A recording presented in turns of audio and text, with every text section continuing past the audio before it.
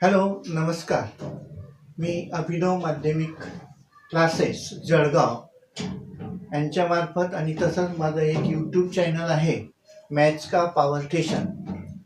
मला माझ्या काही विद्यार्थ्यांनी माझी कोचिंग असल्यामुळे मी माझ्या विद्यार्थ्यांना काही हे केले होते. 9वीपर्यंत असणाऱ्या विद्यार्थ्यांनी मला काही आग्रह केला की सर, आम्हाला कळतं पण नेमके त्यांच्या संकल्पना किंवा ते जे काय आहे हे का घेतलं जातं, कशासाठी घेतलं जातं हे आम्हाला समजत नाही.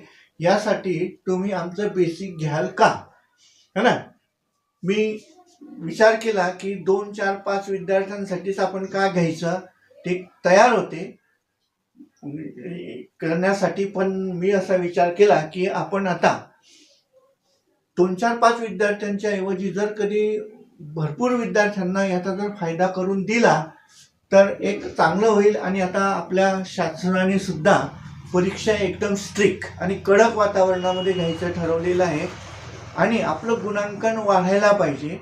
आपल्याला काही आव्हानात्मक प्रश्न जे आहेत ते प्रश्न सोडवण्यासाठी आपलं जे बेसिक नॉलेज आहे ना, बेस जो आहे तो आपला पक्का असायला पाहिजे.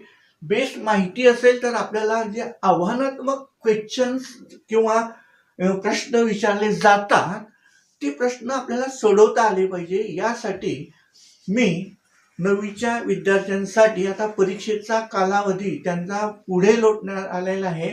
मध्ये त्यांना आता अभ्यास करण्यासाठी वेळ आहे. तसंच त्यांचा ह्या पिरियडमध्ये मी एक बेसिक क्लास चालवा, बेसिक क्लासची बॅच चालवावी होतकरू आणि अभ्यासू विद्यार्थ्यांसाठी मला ही बॅच स्टार्ट करायची. तरी पालकांनी आपल्या मुलांना याच्यामध्ये सहभाग करून घ्यावा. माझ्या क्लासचे माझे विद्यार्थी जे आहेत ते येतीलच.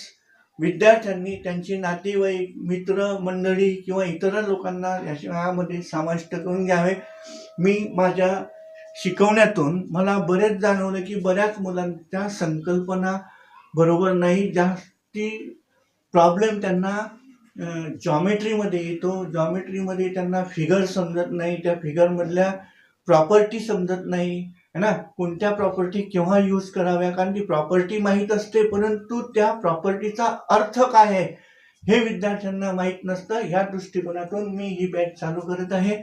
तरी सर्व पालकांनी, विद्यार्थ्यांनी ना यामध्ये सहभाग नोंदवावा ही माझी मनापासूनची सदिच्छा आहे आणि याला तुम्ही भरभरून प्रतिसाद द्याल यासाठी मी माझा संपर्क नंबर दिलेला आहे. माझ्याशी संपर्क साधा. धन्यवाद.